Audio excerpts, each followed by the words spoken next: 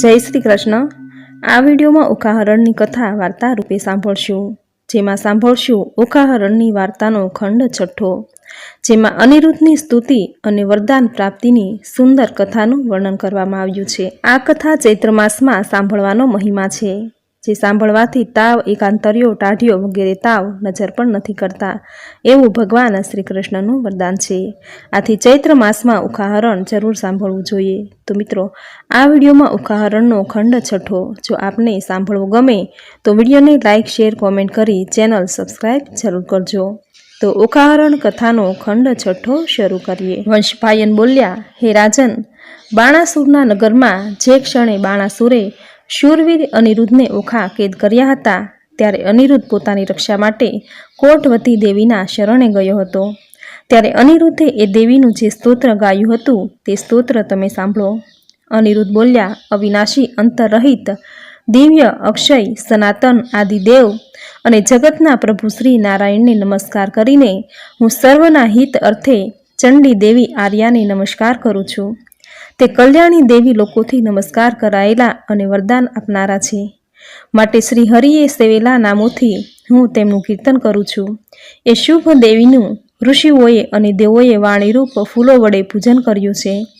એ દેવી સહુના દેહમાં શક્તિ રૂપે રહેલા છે, તેથી સર્વ દેવોએ તેમને નમસ્કાર કર્યા છે, કેમ કે એ દેવી મહેન્દ્ર અને વિષ્ણુના ભગીની છે।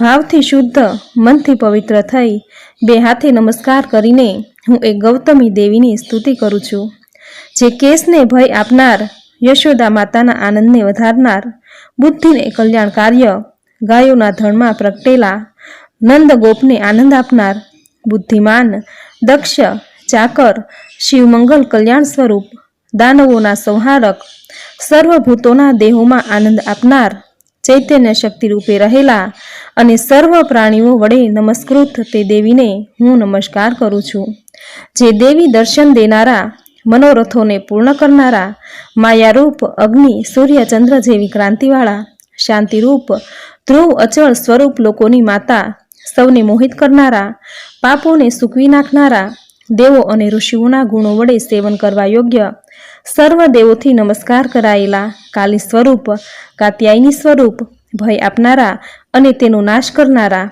કાળ રાત્રિ રૂપ, ઈચ્છિત રીતે ગમન કરનારા, ત્રિનેત્રી બ્રહ્મચારિણી, વીજ સ્વરૂપ, મેઘ જેવો શબ્દ કરનારા, વૈતાલી રૂપ, વિશાળ મુખવાળા, દેવોના સમૂહમાં પહેલા મહાભાગ્યશાળી, શકુની અને રેવતી કહેવાતા, તિથિઓમાં પાંચમ, છઠ, પૂનમ અને ચૌદશ રૂપી, 27 નક્ષત્રો રૂપી, બધી જ નદીઓ રૂપ, સર્વ દિશાઓ રૂપ, નગરો, ઉપવનો, ઉદ્યાનો, વાડીઓ, દરવાજા, અરાટીઓમાં વસતા, રીમ તથા શ્રી બીજ રૂપર, ગંગા સ્વરૂપ, ગંધર્વ સ્વરૂપ, યોગીની હોય, સત્પુરુષોને યોગ આપનારા છે।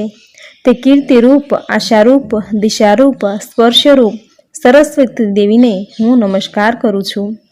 વળી જે સાવિત્રી દેવી વેદોની માતા છે, ભક્તો પર વહાલ રાખનારા, ઉત્તમ જળયુક્ત, શાંતિદાયક, એક સ્વરૂપ છે, આશ્ર રહિત છે, સનાતન છે, ઝૂંપડીમાં વસનારા, મદિરારૂપ, ચંડા, ઉગ્ર, યાલા પૃથ્વી, વાણી સ્વરૂપ, મલય પર્વત પર વસનારા, પ્રાણી માત્રનું ધારણ પોષણ કરનારા, દુષ્ટોને ભય પહોંચાડનારા, કુષ્માંડી નામથી યુક્ત, પુષ્પો પર પ્રીતિવાળા, દારૂણી ક્રૂર સ્વરૂપ, મંદિરમાં વસનારા, વિંધ્યાચળ અને કૈલાસ પર્વત પર વસનારા, પ્રાણી માત્રનું ધારણ પોષણ કરનારા, દુષ્ટોને ભય પહોંચાડનાર, કુષ્માંગી નામથી યુક્ત, પુષ્પો પર પ્રીતિવાળા, દારૂણી ક્રૂર સ્વરૂપ, મદિરામાં વસનારા, વિંધ્યાચળ અને કૈલાસ પર્વત પર વસનારા, ઉત્તમ સ્ત્રી સ્વરૂપ, સિંહયુક્ત રથવાળા, વિવિધ રૂપોવાળા, ધ્વજમાં બળદનું ચિહ્ન ધારણ કરવાવાળા, દુર્જય, દુર્લભ, દુર્ગા, નિશુંભ દૈત્યને ભય પહોંચાડનારા,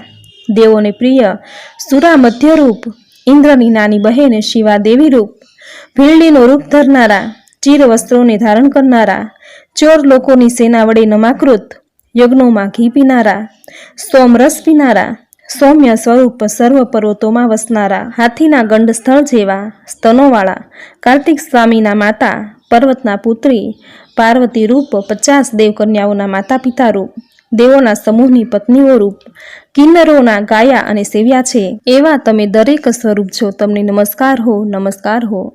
હે ગૌતમી, આપને અન્ય નામો વડે મેં આપનું કીર્તન કર્યું છે, તો આપની કૃપા થવાથી હું નિર્વિઘ્ને જલ્દીથી નાગપાશના બંધનથી છૂટી જાઉં. હે વિશાળ નેત્રોવાળા દેવી, હું તમારા બંને ચરણોના શરણે આવ્યો છું, તો મારા સર્વે બંધનોથી મારો છુટકારો કરવાને તમે જ યોગ્ય છો. હે દેવી, બ્રહ્મા, વિષ્ણુ, રુદ્ર, ચંદ્ર, સૂર્ય, અગ્નિ, વાયુ, 2 અશ્વની કુમારો, વસુઓ, ધાતા, ભૂમિ, 10 દિશાઓ, પહન સહિત મેઘ, ગાયો, નક્ષત્રોના વંશો, ગ્રહો, નદીઓ, આમ દેવીના નામ કીર્તનથી સમસ્ત જગત દેવીનું જ સ્વરૂપ છે. જે મનુષ્ય સાવધાન રહીને આ પવિત્ર સ્તોત્રનો પાઠ કરે છે, તે 7મા મહિને એ દેવી ઉમદા વરદાન આપે છે. 18 ભુજાઓવાળા જે દેવી દિવ્ય આભૂષણોથી શણગારેલા છે, તેમના સર્વે અંગો હારોથી શોભે છે. મુકુટ સહિત આભૂષણો એમણે પહેર્યા છે. એ કાવ્યાયની દેવીનું જે સ્મરણ કરે છે, સ્તવન કરે છે, તેને હે દેવી તમે ઉત્તમ વરદાન આપો છો, તેથી હું તમારી સ્તુતિ કરું છું. તો હે સુંદર નેત્રોવાળા અને વરદાન આપનારા મહાદેવી, તમને નમસ્કાર હજો. તમે મને સદાકાળ અતિ પ્રસન્ન થાવો અને વરદાન, આયુષ્ય, પુષ્ટિ, ક્ષમા અને ધૈર્ય મને અવશ્ય આપો. હે દેવી, હું બંધનથી છૂટો થાવ તે સત્ય બનો. વંશપાયન બોલ્યા. આમ અનિરુદ્ધે મહાદેવી દુર્ગાનું સ્તવન કર્યું હતું. ત્યારે દુષ્પાશ્ય પરાક્રમવાળા તે દેવીએ અનિરુદ્ધના બંધનમાં સાનિધ્ય કર્યું હતું. શરણાગત પર પ્રેમ રાખનારા તે દેવી અનિરુદ્ધનું હિત કરવા માટે બાણાસુરના નગરમાં અનિરુદ્ધ પાસે પધાર્યા હતા અને તેને છૂટો કર્યો હતો. અને પછી શત્રુને સહન નહીં કરનારા વીર અનિરુદ્ધને તે દેવીએ સાંત્વન આપ્યું હતું. ક્ષીર અનિરુદ્ધે તે દેવીની પૂજા કરી હતી. ત્યારે તે અનિરુદ્ધના કેદખાનામાં દેવીએ કૃપા દર્શાવી હતી. તે વખતે નાગપાશમાં બંધાયેલા છતાં જેનું ચિત્ત ઉખાઈ હર્યું હતું, એવાએ અનિરુદ્ધના વ્રજ જેવા પાંજરાને દેવીએ પોતાના હાથના અગ્રભાગથી ચીરી નાખ્યું. અને પછી બાણાસુરના નગરમાં કેદમાં પડેલા વીર અનિરુદ્ધને દેવીએ સાંત્વન આપતા એવું વચન આપ્યું હતું અને તે વેળા તેના પર કૃપા કરવાને તત્પર થયા હતા. શ્રીદેવી બોલ્યા, હે અનિરુદ્ધ, ચક્રરૂપ આયુધવાળા શ્રી કૃષ્ણ તને તત્કાળ બંધનમાંથી મુક્ત કરશે, માટે ત્યાં સુધીનું દુઃખ સહન કરી લે. દૈત્યનો નાશ કરનાર શ્રી કૃષ્ણ બાણાસુરના 1000 હાથ કાપી નાખી તને દ્વારકામાં લઈ જશે. વંશ્યાપાયનજી બોલ્યા, બાણાસુર પુત્રી ઓખા અને અનિરુદ્ધને દ્વારિકા લાવવા ભગવાન શ્રી કૃષ્ણે ગુરુજી દ્વારા તૈયારી શરૂ કરી હતી. ત્યારે આ તરફ મહાબાણાસુરે પોતાના સૈન્યને સજ્જ કરવા માંડ્યું હતું. તે વેળા અતિ નજીકમાં જ્યારે પોતાનો તિરસ્કાર સાંભળ્યો, ત્યારે ચંદ્રમુખ અનિરુદ્ધે હર્ષ પામીને પુનઃ આ રીતે દેવીને સ્તુતિ કરવા માંડી. અનિરુદ્ધ બોલ્યા, હે દેવી, હે વરદાશિવે, તમને નમસ્કાર હો. હે દેવોના શત્રુઓનો નાશ કરનારા દેવી, તમને નમસ્કાર હો. હે અથષ્ટ વિચરણ કરનારા તે સદાશિવે, તમને નમસ્કાર હો. હે બંધન મુક્ત કરનારા, તમને નમસ્કાર હો. હે ઇન્દ્રાણી, રુદ્રાણી, બ્રહ્માણી, હે ભૂત ભવિષ્યને ઉત્પન્ન કરનારા શિવ, તમે સર્વ ભયથી મારું રક્ષણ કરો. હે નારાયણી, તમને નમસ્કાર હો. હે જગતના નાથ પ્રિયે, ઇન્દ્રિય નિગ્રહ કરનારા, હે મોટા વ્રતધારી, હે ભક્ત પ્રિયે, હે જગત માતા, હે પાર્વતી પુત્રી, હે પાર્વતી માતા, હે વસુંધરી, હે પૃથ્વી સ્વરૂપિણી, તમને નમસ્કાર હો. હે વિશાળ નેત્રધારી, તમે મારું રક્ષણ કરો. હે નારાયણી, તમને મારા નમસ્કાર હો. હે દાનવોને ભય પમાડનારા, તમે સર્વ દુઃખોથી મારું રક્ષણ કરો. હે રુદ્રપ્રિયા, હે મહાભાગ્યવાન, તમે ભક્તોના સંકટો પીડા નાશ કરનારા છો. તમને દેવીને હું નમસ્કાર કરું છું. હું બંધનમાં રહેલો છું, તે છૂટો થાવ. વંશપાયનજી બોલ્યા, હે મનુષ્ય, અત્યંત સાવધ થઈ આ પવિત્ર આર્યાસ્તવનનો પાઠ કરે છે, તે સર્વ પાપોથી વિશિષ્ટ મુક્ત થઈ વિષ્ણુ ભક્તિમાં જાય છે અને જો બંધનમાં રહ્યો હોય તો બંધનમાંથી છૂટી જાય છે. આવું આ સત્ય વ્યાસ કથન છે. ઓખાહરણ ખંડ 6 સમાપ્ત. બોલો ભગવાન શ્રી હરિ વિષ્ણુની જય. તો મિત્રો, આ હતી ઓખાહરણની કથા વાર્તા રૂપે. ચૈત્ર માસમાં ઓખાહરણ સાંભળવાનો મહિમા છે, જે સાંભળવાથી ઘર કે પરિવારના સભ્યો પર તાવ, એકાંતર્યો, ટાઢિયો વગેરે તાવ નજર પણ નથી કરતો.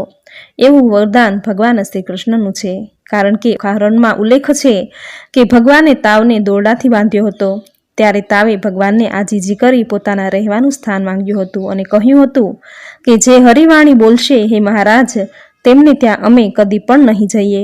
અને ભગવાન વાણી બોલ્યા કે ચૈત્ર માસમાં સાંભળે જે કોઈ ઓખાહરણ, તેના સ્વપ્નમાંય જાશો તો છેદી નાખીશું શીશ.